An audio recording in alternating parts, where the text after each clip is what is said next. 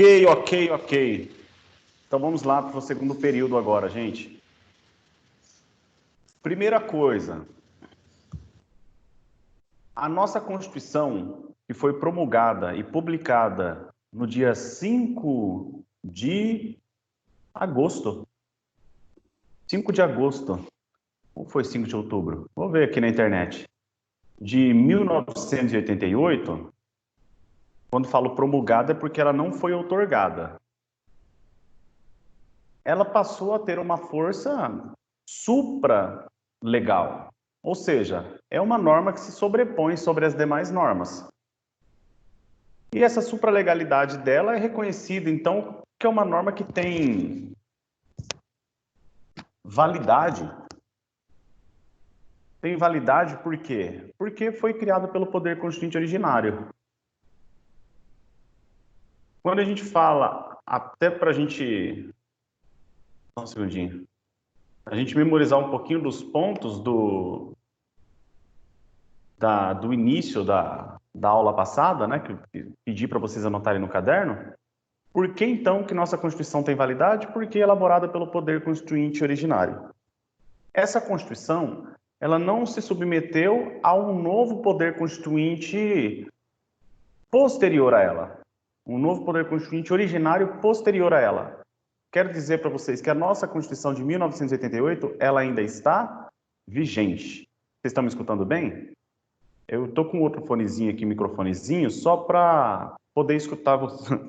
Eu vou mudar de novo, só que eu não vou escutar vocês, mas eu estou com ele, estou conectado aqui no WhatsApp. Aí é só mandar mensagem lá, tá?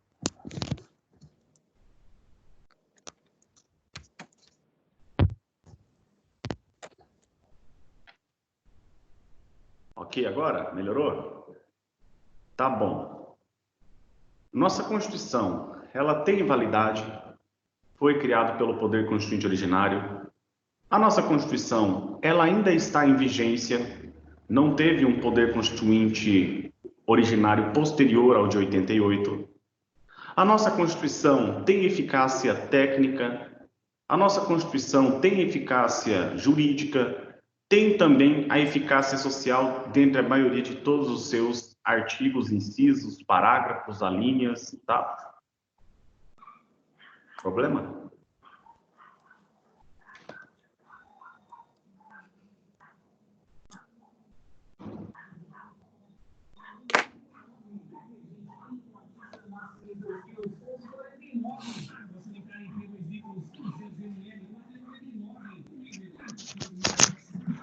Problema? Oi. Do outro jeito estava melhor. Outro. Sim, fica dando eco.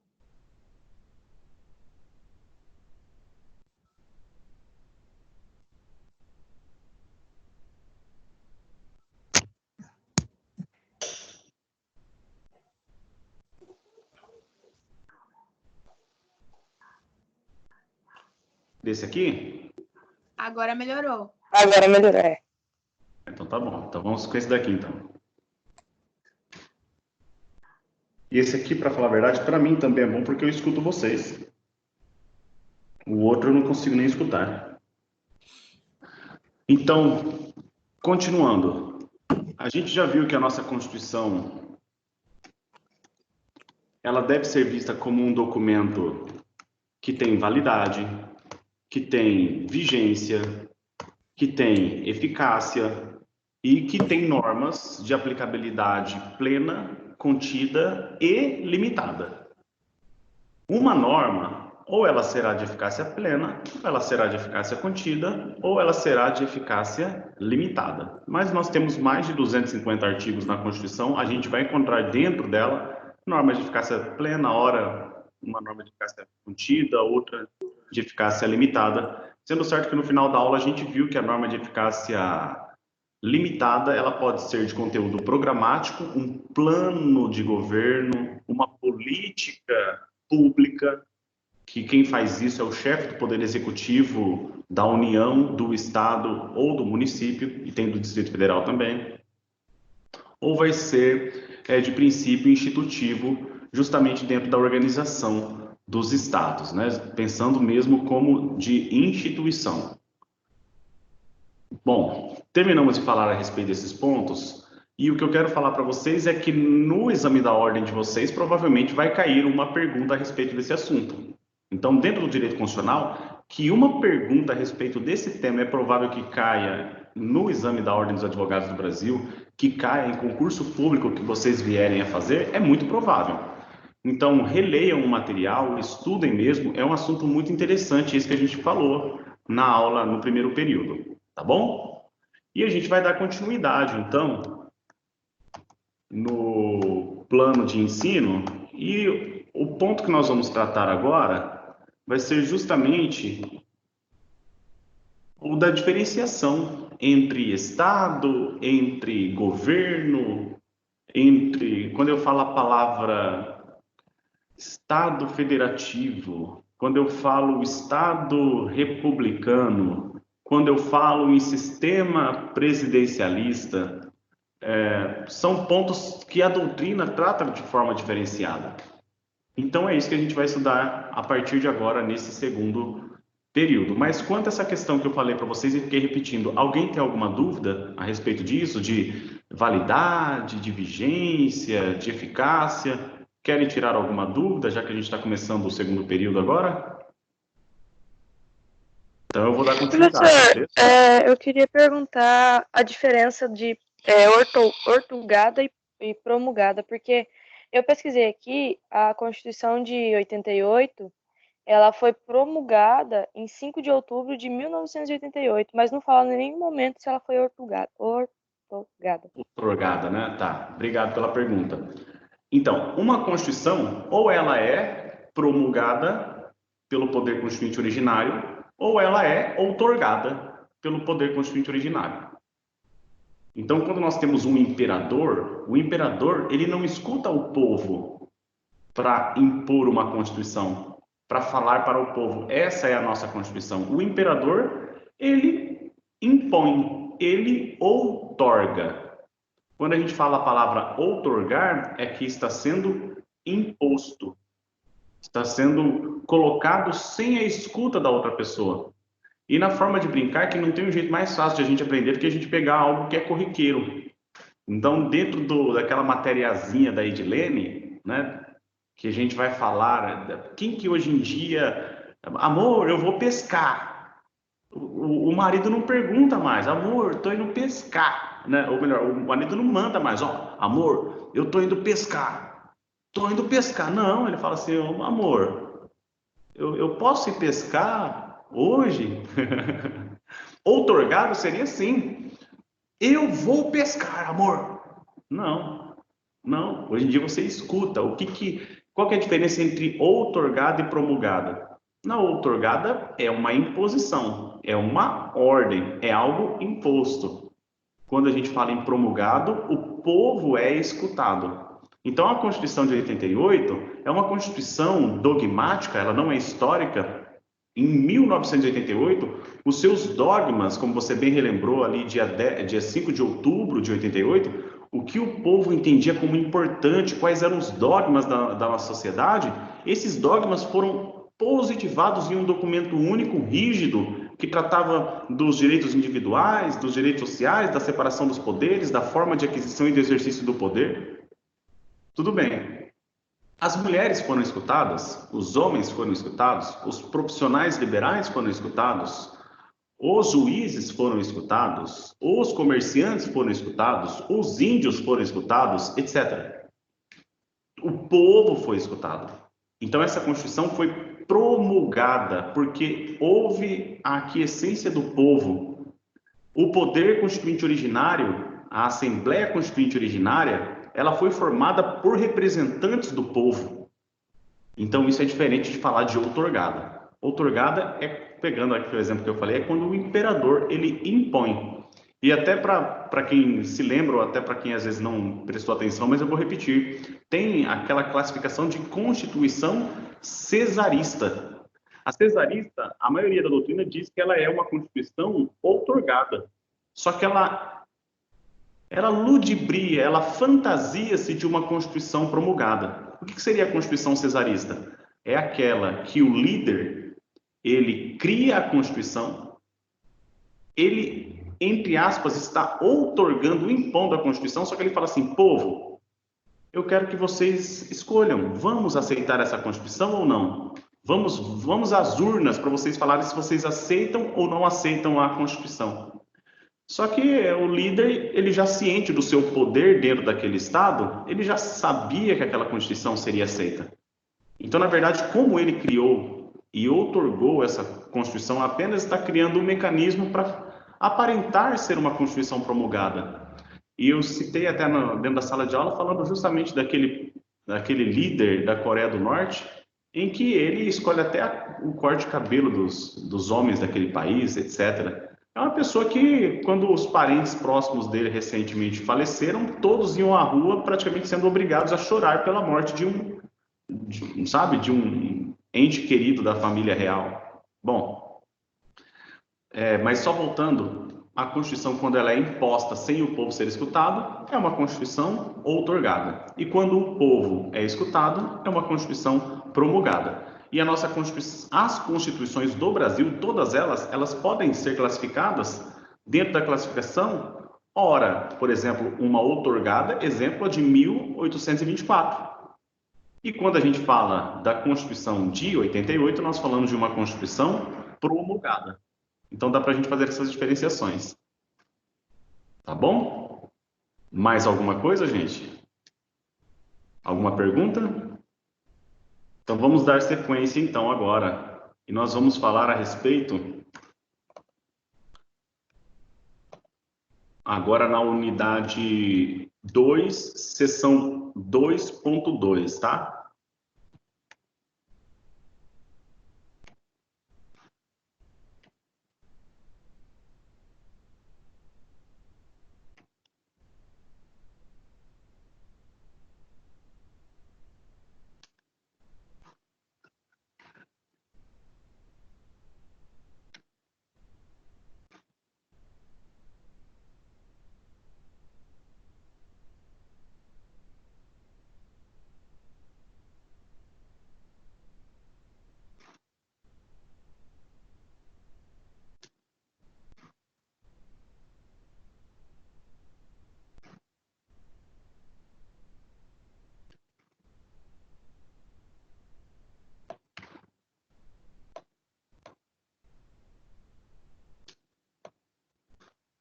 Então vamos lá.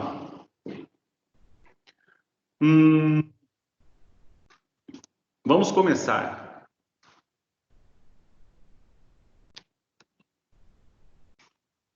Desculpa. Vamos começar nesse estudo tratando de um ponto de vista um pouco histórico, um pouco conceitual. Não tem um porquê eu falar para vocês que nós vamos diferenciar estado de governo e de forma de estado, forma de governo e sistema de governo.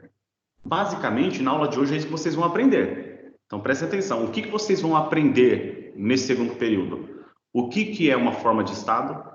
O que é uma forma de governo? E o que é um sistema de governo? Se quiserem até anotar isso, eu não estou falando que eu já vou falar definições e pronto, aprendemos, a aula acabou. Mas pode até anotar. Forma de Estado, forma de governo e sistema de governo. Forma de Estado, forma de governo e sistema de governo.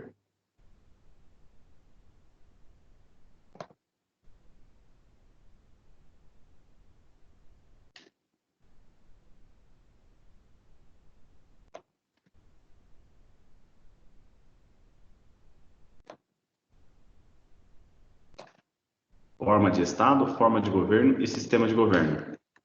Mas para a gente falar a respeito desses três pontos, a gente tem que começar num ponto de vista conceitual. Por quê? Primeiro, o que é um Estado? Porque se eu vou passar para vocês a classificação do que é uma forma de Estado, eu primeiro tenho que perguntar para vocês se vocês sabem o que é um Estado. Entenderam? Professor, eu acho que eu já estudei isso. Gente, vocês estão no primeiro semestre. Provavelmente vocês, se estudaram isso, vocês viram no ensino médio, né? Alguém chegou a ver alguma conceituação da conceituação de um Estado? O que que é um Estado? Bom, pessoal, é o seguinte, um Estado numa conceituação básica é aquele formado por um povo que habita em certo território e nesse ambiente eles exercem a soberania.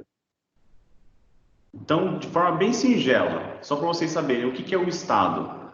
É a junção de um povo localizado em determinado território sobre o qual eles exercem soberania.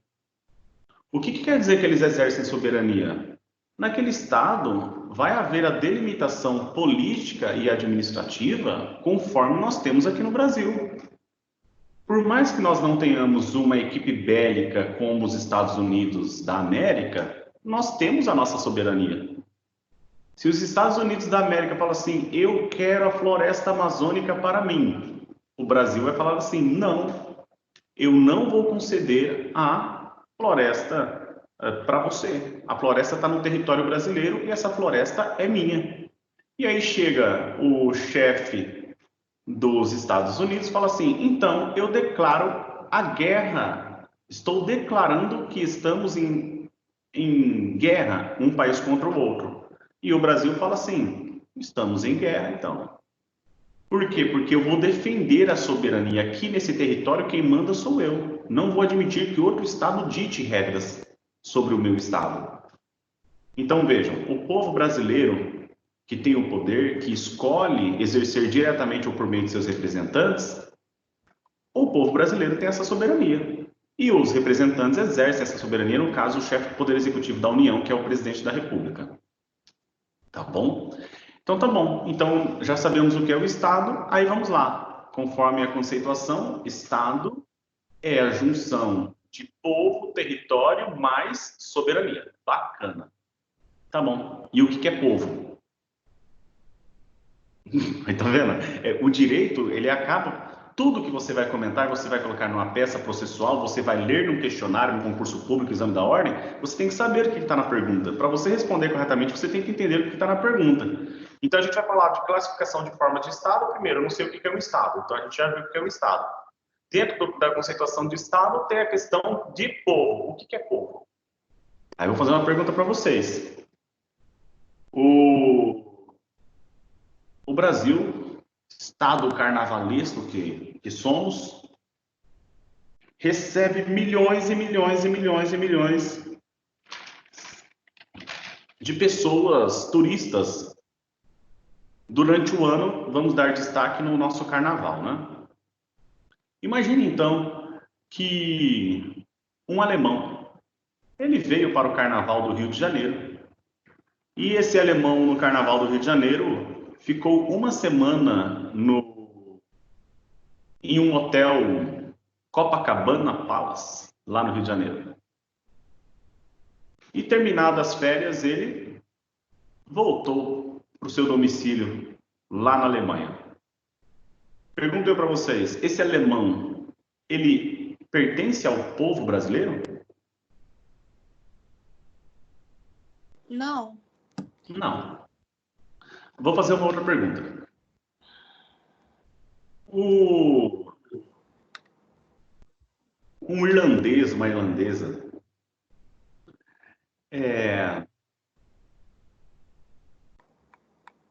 veio passar férias no Brasil de 30 dias e locou uma casa. E ficou nessa casa durante 30 dias.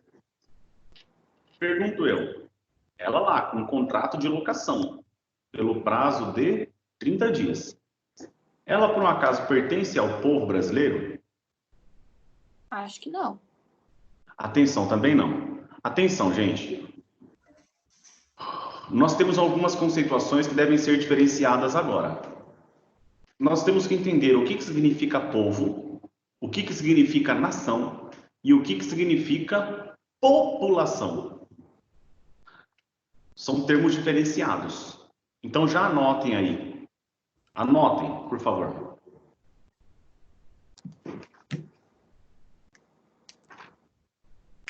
Povo Povo refere-se ao conjunto de pessoas. Povo refere-se ao conjunto de pessoas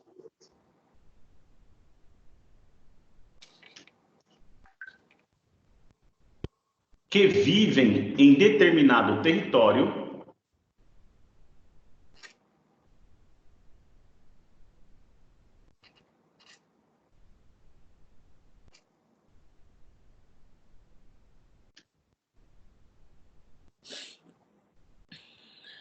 apenas sob a concepção jurídica. Povo é um conjunto de pessoas que vivem em determinado território apenas sob a concepção jurídica.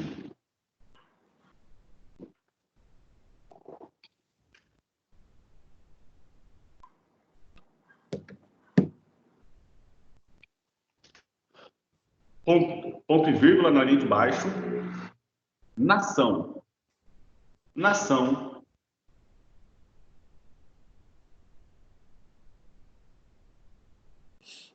refere-se às pessoas que habitam. Nação refere-se às pessoas que habitam determinado território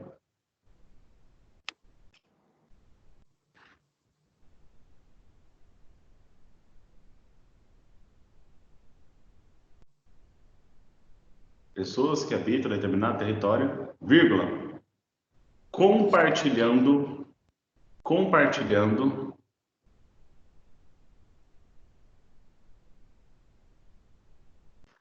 o sentimento de patriotismo. Compartilhando o sentimento de patriotismo.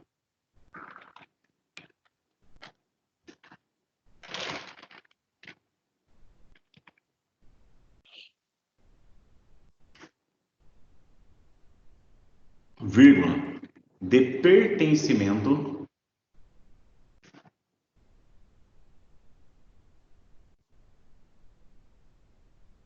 vírgula, em virtude da identidade sociocultural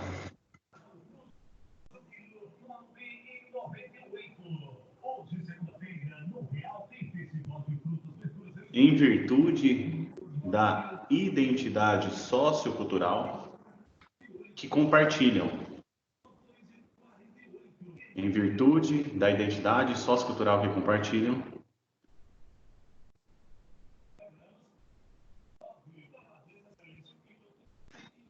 Passado comum. Passado comum.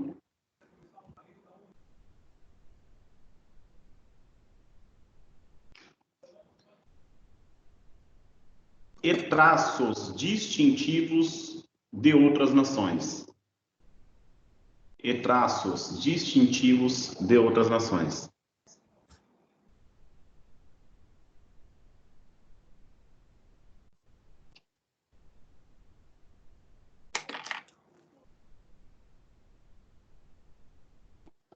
Ponto e vírgula.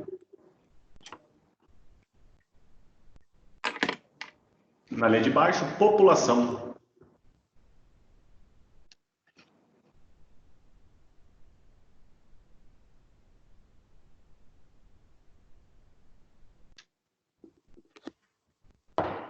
É o conjunto de pessoas que vivem em determinado estado. É o conjunto de pessoas que vivem em determinado estado.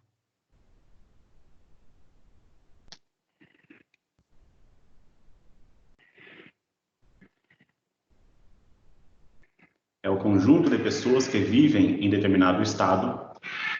Deixa eu aproveitar, gente. É o conjunto de pessoas que vivem em determinado estado. Quando a gente se refere a estado dessa forma, nós devemos escrever a palavra estado com a inicial maiúscula. Sabe?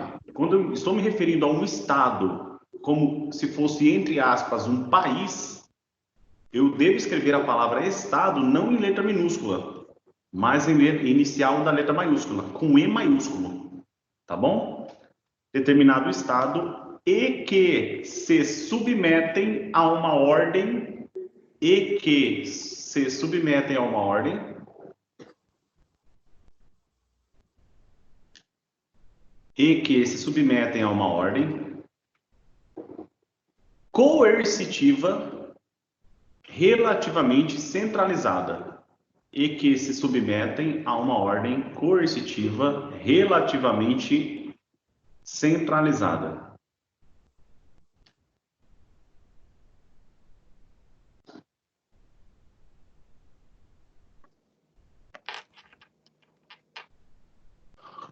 Vírgula, constituindo o domínio pessoal, constituindo o domínio pessoal de vigência da ordem jurídica. Constituindo o domínio pessoal de vigência da ordem jurídica. Constituindo o domínio pessoal de vigência da ordem jurídica.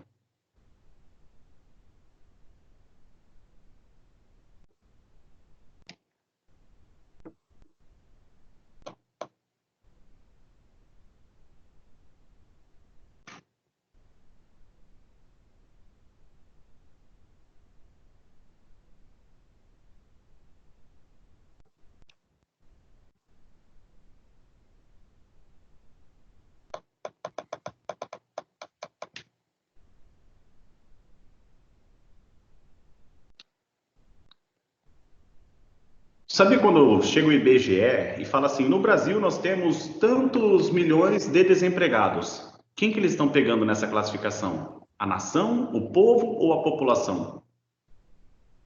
A população.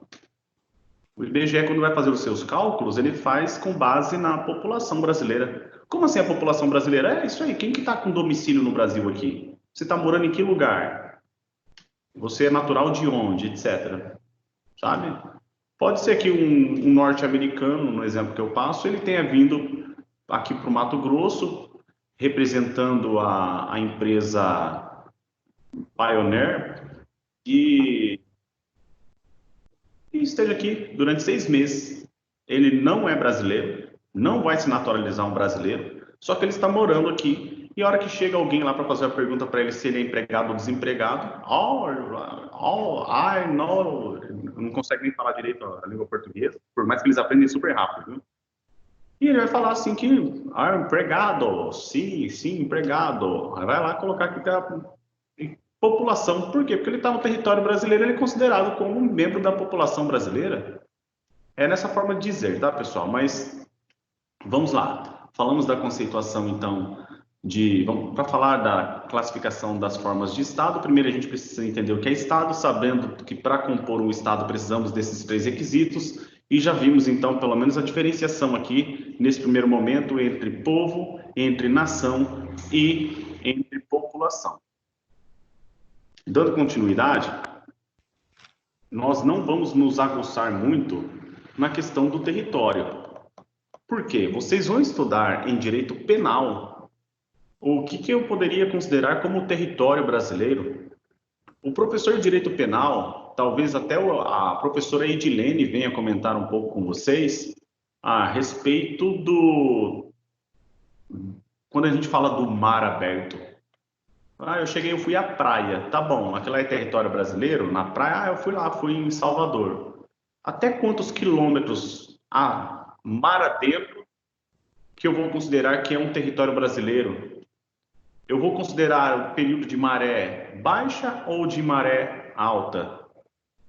E uma ilha no meio do oceano é território de quem? Aí o professor de direito penal, olha, era um voo internacional, era do Brasil até o Japão. E o avião, um avião, aí vem a pergunta, ele é público o avião ou é um avião particular de uma empresa aérea que não esteja prestando serviço público? E o homicídio aconteceu enquanto o avião estava sobrevoando tal país, só que ele não pousou em tal país, ele pousou aqui no Brasil. Sabe, gente, então essas discussões a respeito do território eu não vou chegar a comentar com vocês na aula de hoje. Mas o território também é um dos elementos, e grosso modo falando, gente, vamos pegar o mapa brasileiro e considerar nesse aspecto do território esse ambiente do mapa brasileiro, ok? No livro, o acadêmico diz que trata-se de um espaço rigorosamente determinado, incluindo o subsolo e o espaço aéreo dentro das suas fronteiras. E Hans Kelsen definiu, inclusive, como domínio espacial de vigência de uma ordem jurídica pessoal. Quando a gente fala do espaço aéreo, a gente não vê muito isso acontecendo no Brasil, mas a gente vê demais essas questões que um avião ele foi derrubado em determinado país, justamente por conta desses conflitos, né, de espaço que um país pode ter com outro país. Vamos dar continuidade, falamos a respeito de povo, falamos a respeito de território, e aí faltou o último requisito, que é o quê? A soberania. E é muito interessante a gente falar de soberania, que é uma das formas do exercício do poder. Eu ministro aula também de direito internacional, e por muitas vezes as pessoas falam que quando o Brasil se torna signatário de um tratado internacional, que esse tratado internacional ele viria a se sobrepor às normas internas. Eu sou do posicionamento que diz que as normas internas, elas têm valia, eu posso acolher uma norma internacional para ela ter validade também dentro do nosso ordenamento jurídico, ou seja, dentro do território brasileiro. Só que eu não quero dizer que essa norma internacional ela fica acima da norma brasileira. Porque se eu fosse entender dessa forma, eu poderia falar que outro estado teria mais poder dentro do meu território do que mesmo o povo brasileiro. Então, a norma constitucional, ela é a norma, ela é a lei das leis, ela é a norma maior do nosso estado. E as normas de direito internacional que o Brasil se torna signatário não se sobrepõem às normas do Brasil, tendo em vista que o Brasil tem que exercer a sua soberania, tem que exercer esse poder. Esse poder é do povo. O povo que é o titular do poder. E esse poder que eu estou classificando para vocês aqui, quanto à questão da soberania. E o povo, é bom vocês saberem que ele pode exercer pessoalmente o seu direito particular. Eu sou titular da soberania do Brasil. Você é titular da soberania do Brasil. Quer dizer, é como se eu fosse o dono da soberania. Você é o dono da soberania, porque nós somos do povo brasileiro, nós somos da nação brasileira. E não pode um outro Estado se sobrepor ao meu poder. Essa soberania, ela, embora eu seja o titular, outra pessoa pode exercer. Quem pode exercer? Aquela pessoa que foi, no exercício de seu cargo, então, aquela pessoa que foi eleita como chefe do Poder Executivo da União. Quem que é essa pessoa? Presidente da República. Soberania é uma palavra que o próprio nome já nos dá uma noção conceitual do que significa. Ela tem uma titularidade, só que além da titularidade, a Constituição, ela regra quem pode exercê-la. Então vamos lá, quem que é o dono da soberania? É o povo brasileiro. Quem que pode exercer a soberania? O povo brasileiro. Só que o povo brasileiro pode exercer diretamente a soberania, ou o povo brasileiro, por meio de seu representante, no caso, aquele que esteja exercendo a função da chefia do Poder Executivo da União. E quando eu falo União, eu falo o quê? No âmbito federal, porque nós temos o âmbito estadual e temos o âmbito municipal. Quando eu falo União, é o chefe do Poder Executivo do âmbito federal, perante todo o território brasileiro, inclusive perante os órgãos e organismos internacionais. A pegadinha é a seguinte, olha só a frase que eu vou criar para vocês. O presidente da República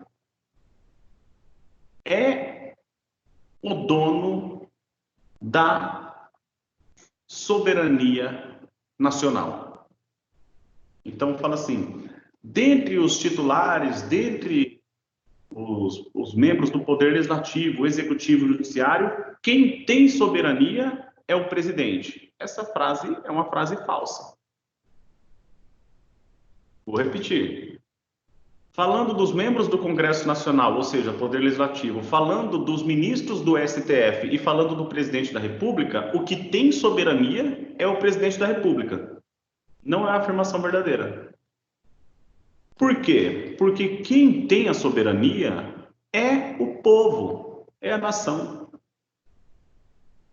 Nós não podemos falar que a soberania é do presidente da República. Não, porque o presidente da República ele apenas está exercendo uma função para a qual ele foi eleito para tanto. Então, nesse caso, o titular da soberania é o povo. Só que o povo, ele tanto pode exercer pessoalmente o seu poder, como ele também pode conferir a um representante seu. E aqui no Brasil, nós conferimos ao chefe do Poder Executivo da União. É sério, professor? É. Onde que está previsto isso? Na própria Constituição. Veja só, o livro diz que, de acordo com Gonçalves, somente poderá ser considerado o Estado se o poder que o dirigir for soberano. Assim, ao falar em Estado, com letra maiúscula inicial, conforme eu disse, referimos-nos a uma ordem estatal que não esteja submetida a outra ordem de mesma espécie. Então, se dentro do Estado brasileiro, para que haja uma legislação, eu fique precisando, necessitando da aquiescência do presidente da Argentina, do presidente da Bolívia, do presidente da Venezuela, isso aqui o Brasil perde a característica de ser um Estado, porque faltou um requisito. Qual o requisito? O da soberania. Além disso, ainda existe a diferença entre a soberania e a autonomia. A soberania refere-se ao caráter supremo do poder. Já a autonomia refere-se ao poder de autodeterminação, que é o exercício de mero expediente por dentro dos limites estipulados pela lei superior. Então é isso, gente. Se eu não necessito da opinião, da aquiescência de outro órgão, de outro Estado, com letra maiúscula, inicialmente na forma inicial, com letra E, letra garrafal nesse sentido, eu posso falar então que nesse território eu exerço a soberania. Ok? Beleza, gente. Falamos aqui dos pontos principais para podermos chegar então na diferenciação mesmo, de falarmos da classificação das formas de Estado. Mas antes de falar da classificação da forma de Estado, eu vou ler para vocês um artigo da Constituição.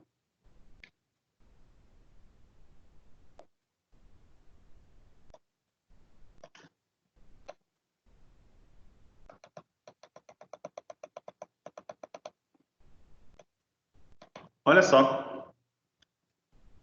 O artigo 1º da Constituição. Se vocês tiverem com acesso à internet fácil, eu tiver com a Constituição em mãos aí. Artigo 1º da Constituição. A República Federativa do Brasil, formada pela união indissolúvel dos estados e municípios e do Distrito Federal, constitui-se em Estado democrático de direito e tem como fundamentos. Aí, conforme eu falei para vocês, para a gente pegar a origem do que nós estamos estudando, o artigo 1º diz: a República Federativa do Brasil. A República Federativa do Brasil. Esse é o ponto de destaque, tá? Para a aula de hoje é isso. A República Federativa do Brasil. Mas eu não vou parar a leitura por aqui, não. Eu vou ler o parágrafo único do artigo 1º. Todo o poder emana do povo, que o exerce por meio de seus representantes eleitos ou diretamente, nos termos desta Constituição. Então, todo o poder emana do povo. Quem que é o titular? Quem que é o dono da soberania? O brasileiro. Esse parágrafo único diz que todo o poder emana do povo brasileiro.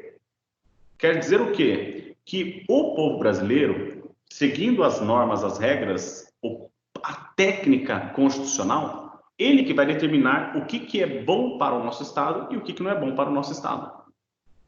Fizemos isso por meio do poder constituinte originário e podemos fazer isso por meio do poder constituinte derivado reformador. Eu costumo brincar com os acadêmicos, falar assim, que o poder ele é da Fiat. Fiat Uno, né? Só para memorizar aí, desculpa.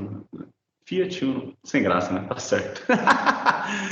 Gente, então o poder, ele é uno. Uno por quê? Porque ele é de um só. Ele é de quem? Ele é do povo. O poder é uno. Uno nesse sentido, de ele ser do povo.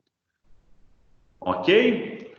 Dito isso, quem que é o titular da soberania? Vamos lá. A República Federativa do Brasil. Agora eu coloco uma pergunta. Gente, as minhas piadas, elas não são engraçadas. Elas ficam engraçadas por serem sem graça. Aí você acaba dando risada de tão sem graça que ela foi. Vamos lá. Coloco eu uma pergunta para vocês. A pergunta é a seguinte: qual foi a forma de Estado adotada pelo Brasil? Coloque aí no caderno, anota aí no celular, o que for. Qual a forma de Estado adotada pelo Brasil na Constituição de 88?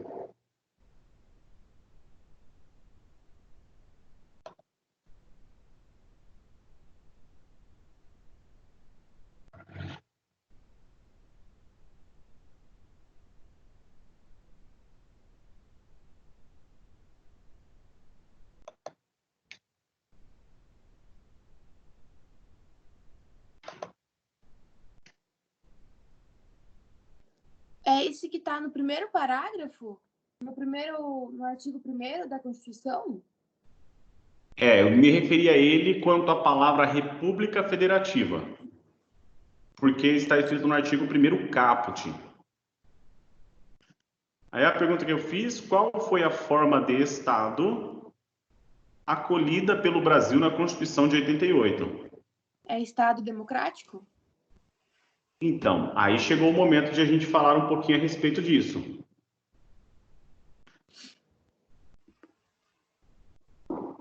Só um segundinho.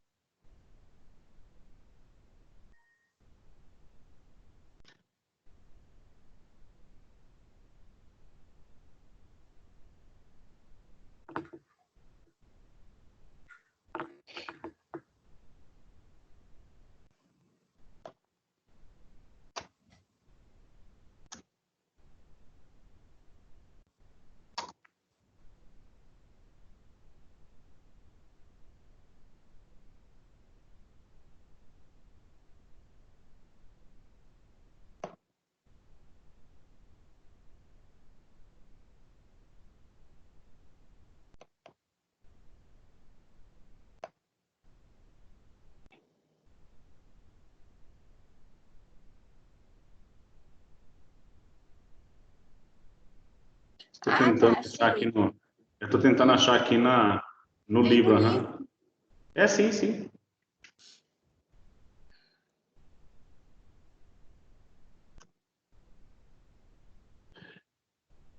Qual a página do livro de vocês aí, só para ficar claro? No meu tá 97. 97? É.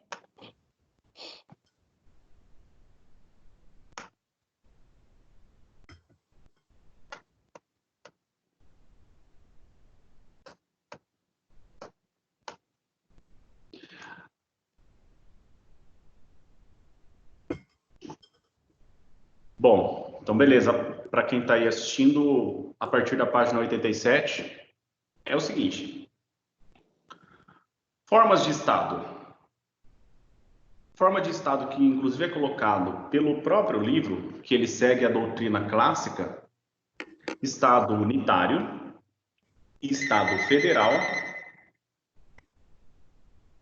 e nós temos também.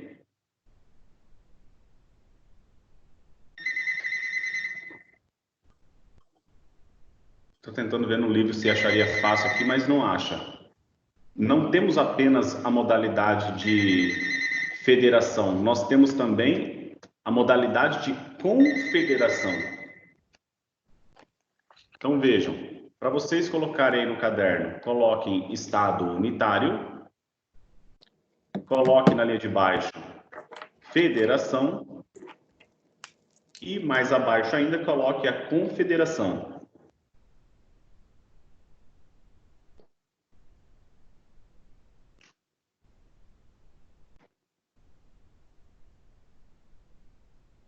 Pode repetir, por favor?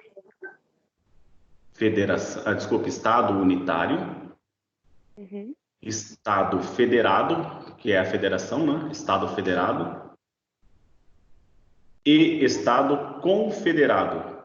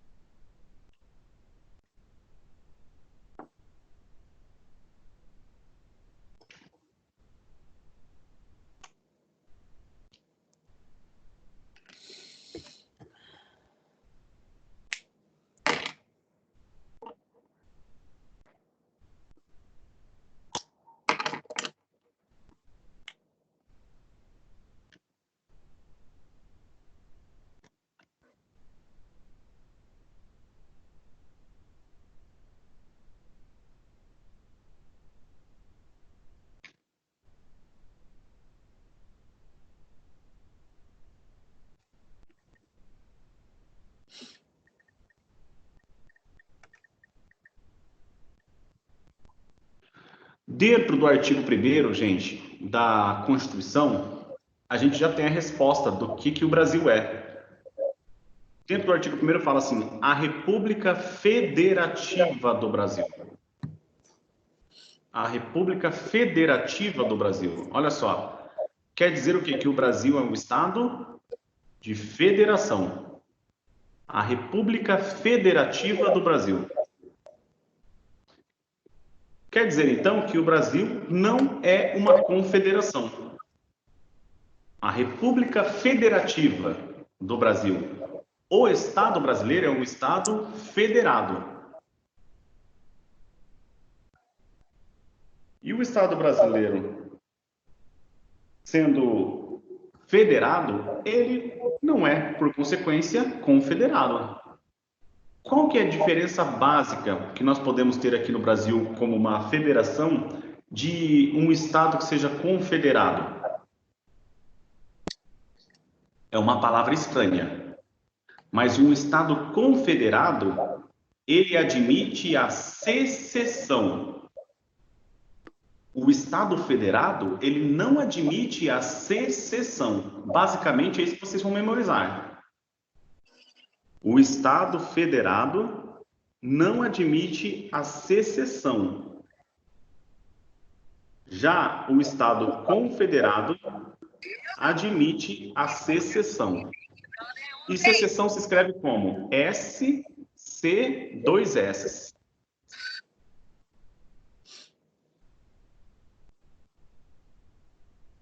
E vai ficar fácil vocês memorizarem isso. Por quê? Vocês já ouviram falar que uma vez, na história do Brasil, os pampas, os moradores do Rio Grande do Sul, o pessoal lá do Sul, eles falavam assim, nós queremos criar um novo estado, nós queremos deixar de pertencer ao Brasil. Não sei se vocês já ouviram falar a respeito disso, mas isso chegou a acontecer na história do Brasil, de eles quererem uma independência do Brasil. Acontece que o Brasil é um Estado federado e ele não admite que os seus Estados-membros deixem de integrar a federação. Na confederação, cada Estado que pertence à confederação tem a sua soberania. Cada estado que pertence à confederação tem sua soberania. Só que a cada estado que pertence à confederação é admitida o quê? A secessão. Eles podem sair se eles quiserem. Quando nós ouvimos falar em notícia recente que o Reino Unido, né, quando a gente fala de Reino Unido, a gente fala de uma confederação de países que eles queriam sair da União Europeia ou eles queriam, sabe, pessoal? Então, é nesse sentido. Quando eu falo em confederação, eu posso desejar no momento querer parar de integrar aquela confederação. Então, se o Brasil fosse um estado confederado, queria dizer o quê? Preste atenção. O estado do Mato Grosso teria soberania, o estado de São Paulo teria soberania, o estado do Paraná teria soberania, e assim vai, galera. E aí, se por um acaso um estado, vamos supor, o Rio de Janeiro, não quero mais participar do Brasil, eu quero a secessão, eu quero desintegrar, eu quero deixar de fazer parte do Estado brasileiro. Se o Brasil fosse uma confederação, isso seria admitido. Só que o Brasil não é uma confederação. O Brasil é uma federação. E outra diferença muito grande a respeito disso é a seguinte: os Estados membros do Brasil não possuem soberania. A palavra-chave, galera. Os Estados membros do Brasil não possuem soberania. Mais do que isso, o chefe do Poder Executivo do Estado membro, o chefe do Poder Executivo do município, seja qual for do Estado brasileiro, não tem legitimidade para representar a soberania do povo brasileiro perante os organismos internacionais.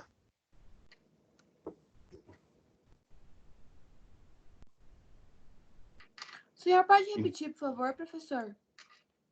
O que eu acredito que eu acabei de falar para vocês é que na confederação, os Estados-membros são detentores de soberania. Eles, além de autonomia, eles têm também soberania. Só que no Brasil, como o Brasil não é uma confederação, nós somos sim uma federação, parte integrante de uma federação, no Brasil não é admitida a secessão e mais do que isso, cada Estado-membro não possui legítimos para a representação internacional do povo brasileiro. Quero dizer, o governador de um estado, do Distrito Federal ou um prefeito, ele não tem legitimidade constitucional para representar o povo brasileiro perante os órgãos internacionais. Ou seja, Mato Grosso não tem soberania. O chefe do Poder Executivo de Mato Grosso não tem legitimidade para representar a soberania. Os Estados-membros, eles são parte integrantes da federação, mas eles não têm soberania autônoma, entendeu?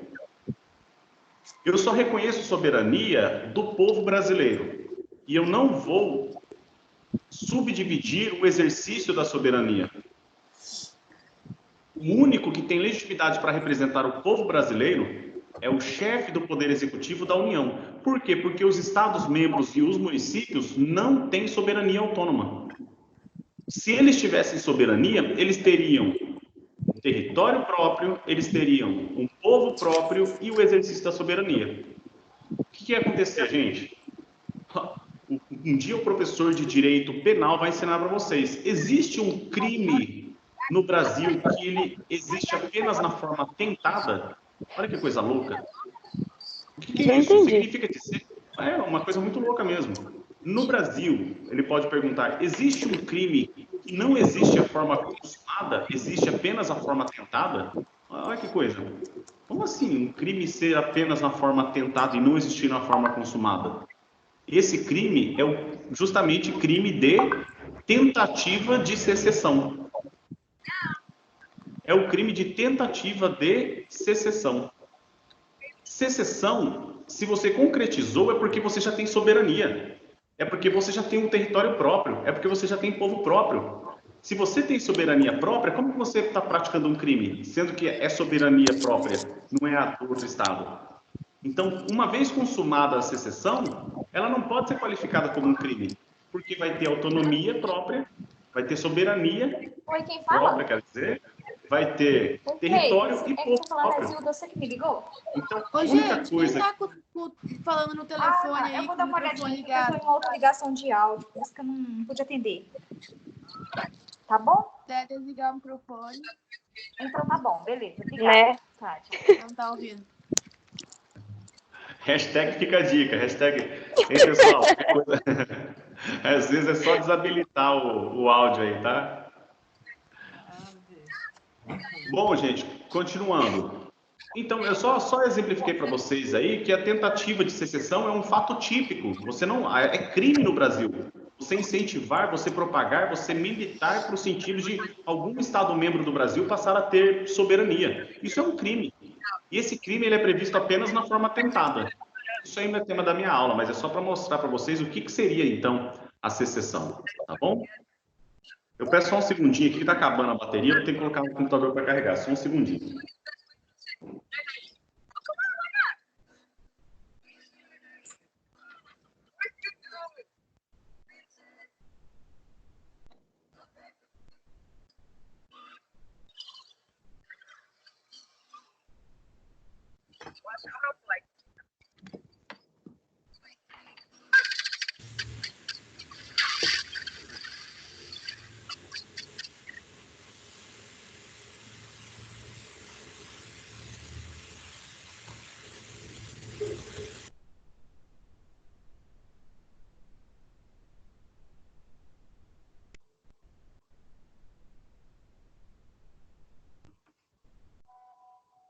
Parece que o professor deu uma saída.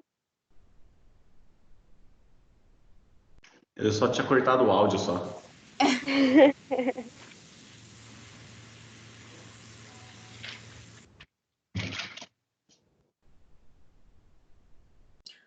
Ô, gente, só para falar o que eu falei no grupo, quem tiver com o microfone ligado, desliga e liga só quando for falar alguma coisa, porque fica dando interferência. Fica bem ruim para ouvir o professor daí. E é verdade, hein, galera? É porque, assim, se a gente tivesse um diálogo de forma escrita também, aqui fácil, pelo sistema, eu inclusive, conseguiria bloquear todos vocês, o telefone de todos vocês, desculpa, o microfone de todos vocês. Mas tem Só que como. mas eu não estou conseguindo escrever aqui para vocês. Ah, tá. Não, E eu falo assim, eu, não por eu escrever. Tô falando, tem como o senhor silenciar a conversa de todo mundo. Mas aí, às vezes, vem uma pergunta que eu quero que vocês dou essa liberdade. É porque, por mais que a gente não está em sala de aula, eu quero dar essa liberdade para vocês se manifestarem, perguntarem, etc. Mas eu achei que essa dica aí é super importante. Deixa o microfone desabilitado. E aí foi fazer a pergunta, ninguém prestou atenção na tua pergunta, é só você ir lá e lembrar que você tem que habilitar o microfone. Porque eu passei por um curso disso daqui e algumas vezes eu ia fazer a pergunta e ninguém me escutava, aí eu tinha que ir lá e habilitar o microfone. Tá? Gente, continuando então. Tudo bem. Quais são as características de um Estado federado? Primeiro, não admite a secessão. Segundo, apenas a federação. Na federação é que é exercida a soberania. O povo, claro, e um único representante nessa circunstância. Falando da federação, o Estado vai ter uma Constituição que vai estipular, ou seja, vai ter uma Constituição que vai tratar da forma do Estado, nesse caso, da federação. Aqui no Brasil, nós temos a existência da Constituição Federal. Quando nós falamos de um Estado confederado, nós não estamos falando de uma Constituição Federal, mas de uma regra em que há aqueles membros confederados a ela submetidos. E aqui no Brasil nós temos uma única regra, por mais que nós tenhamos admitido que os Estados-membros criem suas constituições estaduais, no Estado federado nós temos aqui a existência da Constituição Federal. Uma coisa que é de conhecimento de todos vocês é que no Estado brasileiro, que é um Estado federado, nós temos repartição de competências. Primeiro, eu já sei que existem tributos que quem recebe por ele é o Estado, a União. Eu sei que existem alguns tributos, vamos pegar o exemplo? Eu posso falar para vocês do imposto de renda. Eu pago imposto de renda, graças a Deus. Meu sonho é pagar de imposto de renda 10 milhões. Meu sonho, ai meu Deus, quanto você pagou de imposto de renda esse ano? 10 milhões. Porque se eu paguei de imposto de renda 10 milhões é porque eu ganhei muito dinheiro. Eu quero ganhar. Para quem que vai essa verba? Vai para a União. Ah, mas acontece que eu quero fazer uma doação para uma pessoa, eu quero doar a minha casa para uma pessoa. Eu vou pagar um imposto, que é o ITCMD. Para quem que vai esse imposto? Vai para o Estado membro. No caso, eu moro aqui no Mato Grosso, a casa é do Mato Grosso, quem vai receber esse tributo vai ser o Estado do Mato Grosso, não vai ser a União. Ah, tá, mas não, na verdade, eu quero não doar, eu quero vender. Se você quer vender, vai ser o ITBI. E quem que vai receber por esse TBI? O município que recebe. Eu estou aqui pegando o exemplo da questão tributária para vocês saberem justamente que existem repartições de competências, não é só de recebimento de tributo, não. Então, compete à União. Vocês não vão estudar em Direito Constitucional 1, que é o que vocês estão tendo comigo. Vocês vão estudar em Direito Constitucional 2. Vocês vão ver o que compete para a União, o que compete para o Distrito Federal, o que compete para os estados, o que compete para os municípios. Professor, como que eu faço para saber isso? A leitura da Constituição. A norma fundamental de organização político-administrativa de um estado é a Constituição. E na Constituição vem sendo assegurado, então, o quê? Os direitos e também as atribuições dos deveres, das competências. Bom, pessoal, dando continuidade,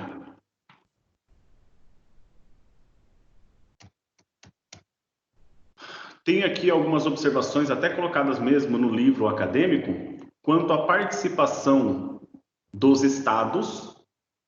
Em que sentido? Olha só, pergunta boba, mas que é muito importante. Quem que é representante do povo brasileiro? O deputado federal ou o senador federal? Pergunta besta. Quem que representa o povo brasileiro? O senador ou o deputado federal? Eu faço essa pergunta, sabe por quê? Quem representa o povo brasileiro é o deputado federal. Quem representa o estado membro, esse é o senador. Só para vocês memorizarem. Quantos milhões de habitantes tem o estado do Amapá? E quantos milhões de habitantes tem o estado de São Paulo? A diferença é enorme. A diferença é enorme de habitantes do estado do Amapá para o número de habitantes do estado de São Paulo. A diferença é gritante. Só que aí vem a conclusão. Quantos senadores tem o Amapá e quantos senadores tem o estado de São Paulo? 3. Por quê? Não leva-se em consideração o número de habitantes de um estado, leva-se em consideração quem está sendo representado. E todo o estado tem a mesma força que o outro estado, não importa o número de habitantes. O senador, ele defende o interesse do estado. Quem defende o interesse do povo do estado é o deputado estadual. Quem defende, no nível federal, do povo brasileiro é o deputado federal. Então é isso. Perguntazinha bem básica, né? Quem que representa o povo brasileiro, se é o deputado federal ou se é o senador, é o deputado. Por quê? Na federação, no Estado federado, quando nós falamos dos Estados membros, quem que representa o Estado membro? Os senadores. Ok, pessoal? Quem que representa os Estados membros? A mesa do Senado Federal.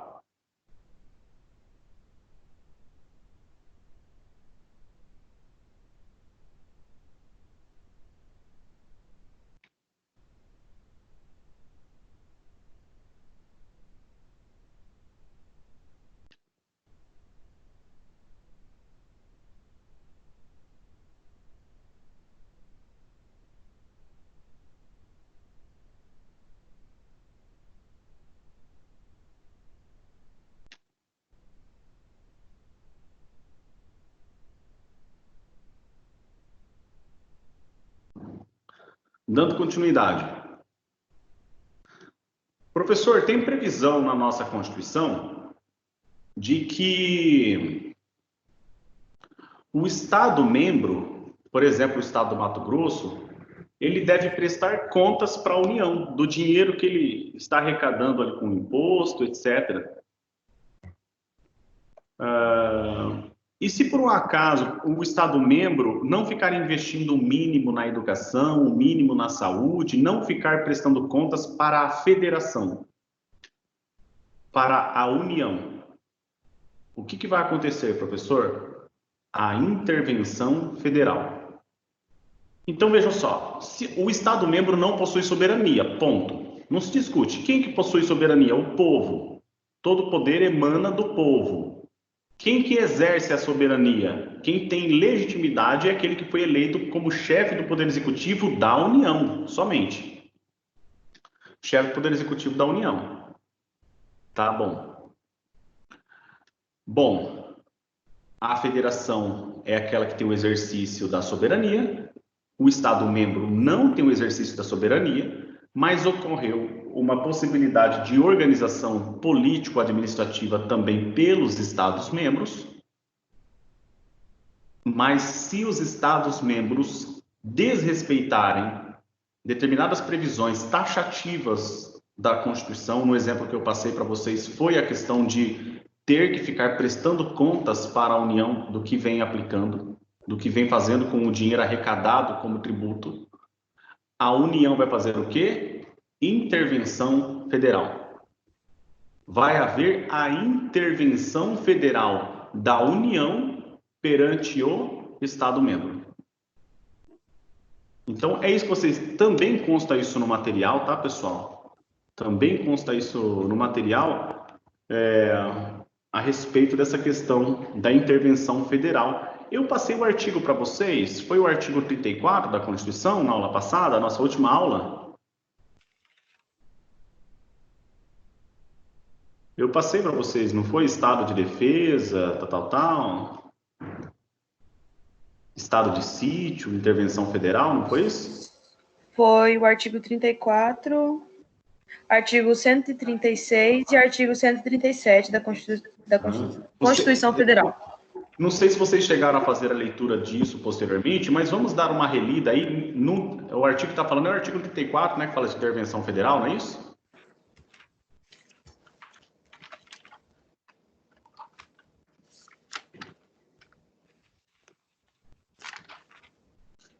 O senhor pode repetir qual que é os artigos, professor? Sim, artigo 34. Até quem está com os artigos todos em mãos aí do caderno, já fala aqui no grupo, fazendo favor. O artigo 34, o artigo 136 e o artigo 137 da Constituição Federal. E o artigo 34 diz assim: a União não intervirá nos estados e nem no Distrito Federal, exceto. O que significa exceto? Com exceção de manter a integridade nacional, repelir invasão estrangeira, por termo, ou seja, por fim, a grave comprometimento da ordem pública. Vamos pegar um exemplo, lá no estado de Pernambuco, com mais de 4.000 detentos fugindo das penitenciárias, os policiais estão de greve, os policiais estaduais, sabe, de greve, eles estão saqueando todos os supermercados, perdeu a ordem pública. Pode a União decretar a intervenção federal perante o estado de Pernambuco? Pode, é um exemplo. Garantir o livre exercício de qualquer dos poderes nas unidades federativas, reorganizar as finanças da unidade. Também prover a execução de lei federal, assegurar a observância, entre outros pontos aqui, tá, gente? Traz o VAD para mim, por favor. Esse é o artigo 34, só para repetir. No artigo 34, temos o rol que exemplifica a intervenção federal. E por que existe a intervenção federal? Ela existe justamente para que o exercício da soberania seja constante. E quem que tem o exercício da soberania? O chefe do Poder Executivo da União, no caso, o presidente da República. Tá bom. Terminamos de falar, basicamente, gente, a respeito da classificação. E nós vamos tratar dos tipos de federação. Coloquem no caso. Na verdade, assim, é a unidade 2.3 para a aula que vem. Na aula que vem, a gente praticamente vai terminar a unidade 2 e dar início na unidade 3 já, tá? Vamos tratar de todos os pontos. Já podem fazer a leitura por completo. O que eu posso dizer para vocês é que no começo da aula vocês escreveram lá formas de Estado, formas de governo e sistema de governo. E também fica atividade extra classe para vocês responderem quais são. E eu já adianto para vocês que forma de Estado nós temos o Estado unitário, federado e confederado. Falei das diferenças. Forma de governo nós temos a monarquia, temos a república. Nós temos como sistema de governo o presidencialismo ou o parlamentarismo. Claro que eu não vou colocar aqui figuras como ditadores, essas coisas nada. Então é desse jeito. Forma de Estado, forma de governo e sistema de governo acaba se resumindo nesses pontos que eu coloquei. Forma de Estado, unitário, federação, confederação. Forma de governo, república, monarquia. Sistema de governo, presidencialista, parlamentarista. E a gente vai dar sequência, então, para o estudo disso. E quando a gente lê na Constituição República Federativa do Brasil, quando a gente fala a palavra república, é porque naquele termo está especificado o quê? A forma de Estado de governo. República, forma de Estado de governo. E essa que é a pegadinha que vai cair na avaliação de vocês, no exame da ordem, concurso público. A República Federativa, quando fala República, está falando forma de Estado? Não. Está falando forma de governo. A República Federativa, a palavra federativa, está falando forma de Estado? Aí sim, aí está falando forma de Estado. Fico aberto às perguntas aqui. Pode repetir, por favor? Forma de Estado unitário, federado e confederado. Ou seja, unitário, federação, confederação. Mas o que era? Qual que era a pergunta para a gente fazer? Era para vocês, na verdade, responderem isso que eu estou respondendo agora. É para vocês pesquisarem, mas pesquisem, com certeza vai ser muito mais que isso aqui, eu só estou sintetizando para vocês. Forma de governo, monarquia e presidencialismo, monarquia e república, monarquia e república. E nós temos também como sistema de governo, presidencialismo e parlamentarismo.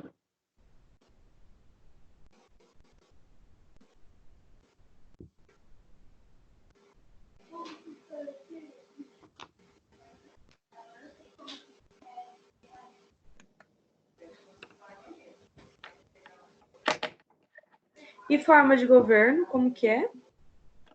Monarquia e república. Uhum.